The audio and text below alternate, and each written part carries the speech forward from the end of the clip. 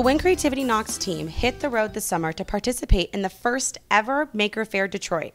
A county fair meets science center, Maker Faire has been held since 2006 in San Francisco and recently expanded to Detroit and New York. A celebration of the inventive spirit, Maker Faire is run mostly by volunteer engineers and tinkerers, many of whom have been forced out of work in the economic downturn. In fact, this fair was held on the grounds of the Henry Ford Museum in Dearborn, just outside of Detroit, turning ground zero for the auto industry's collapse into a hotbed of repurposing born of necessity. The idea behind Maker Faire is to unite, inspire, inform, and entertain a growing community of highly imaginative and resourceful people who undertake amazing projects in their backyards, basements, and garages. The organizers of Maker Faire call these people makers. Nicholas Reed and Tim Williams have created a mobile platform that allows for any type of media to be printed onto any kind of media surface, everything from glass windows, whiteboards, or chalkboard to an alleyway's brick lining. What it does is it takes computer drawing and it translates it into a drawing on a board or a wall or anything. And so the idea is we can use different media. We have a dry erase marker right now. We could use airbrushes. We could use pens, pencils, markers, whatever you have, to print on any type of wall. That's really amazing. So tell us a little bit about how you got involved with this project as well. Well, we just kind of have always been scheming up ideas and things like this and really enjoy building and coming up with a solution for different problems. So when we started talking about it at the beginning of the semester, it was an awesome learning experience as well as just fun. So this is like your senior project? Actually, this is what we did in our free time because we're architects, so this wouldn't exactly fall into the realm of architecture, but yeah, this was a... So have you been employed yet? No. Okay, so tell these people where they can find you. Find us in St. Louis and Omaha. Do you have a website yet? Yeah, 183canvas.blogspot.com. Okay, so these guys are recent graduates and they need a job.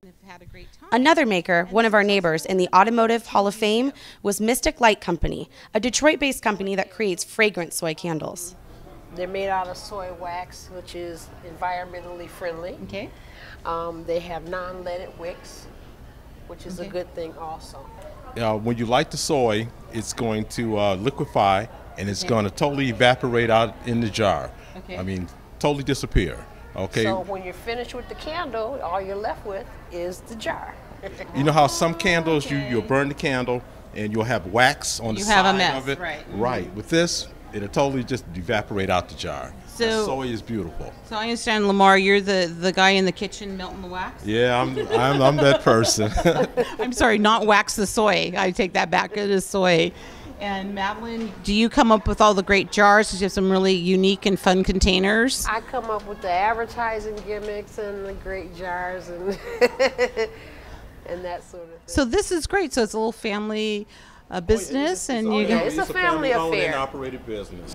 And for those of you who can't stand to throw out your Halloween jack-o'-lantern on November 1st, we give you Dr. Frybrain's Pumpkin Embalmer. And what is it? It's a chemical formula that allows you to keep your jack-o'-lanterns for up to 3 weeks. That is fascinating. So, like, we're from sunny California, so, you know, ours, like, mildew in the first 2 hours or sitting out. Well, it'll definitely last longer using my solution than not.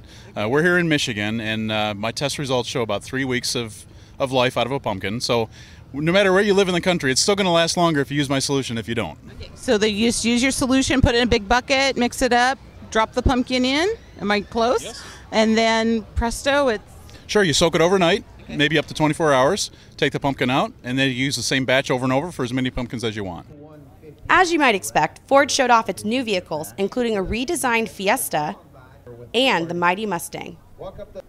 In addition to the temporary displays set up for Maker Faire, the Henry Ford Museum houses an amazing collection of technology and ingenuity.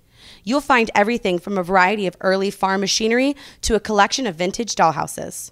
This dollhouse is amazing. It was made in the late 1800s, and the furnishing is just really amazing. It looks, there's like some porcelain dolls in here. They've got some woven carpets for the ground. They've just used some wonderful things to make it look like the more Victorian homes of its time.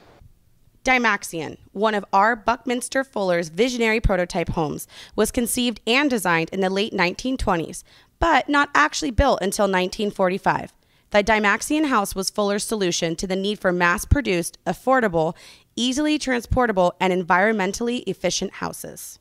This is what holds us up. Like an umbrella, the center mast holds it up. It goes down into the ground about 5 or 6 feet, depending on your soil. And if you look at the top right there, the tubes start at one spot, the cable start at one spot, and it crisscrosses, and it keeps the house together and anchors it down to the ground. Okay. So there's no foundation. You cannot have a foundation of Did the he rest do of it on to top. keep it cooler?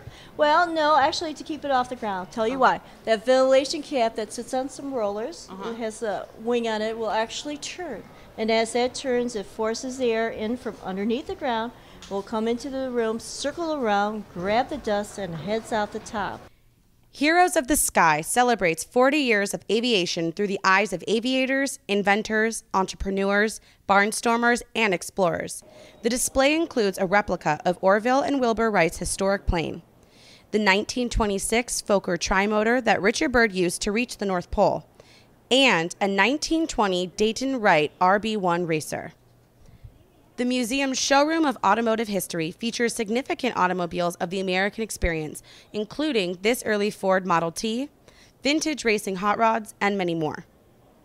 I've always been a Mustang girl. In my college days, I had a 1968 Ford Mustang and had to sell it.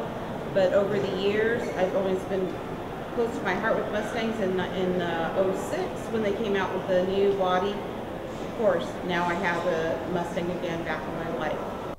So now that Anna has had a chance to reminisce about her beloved Mustangs, it's time to say thank you to all of the makers, exhibitors, and visitors we visited with at Maker Faire Detroit.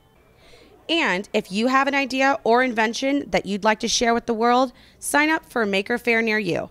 And remember, the Maker philosophy is simple. If you can't hack it, you don't own it.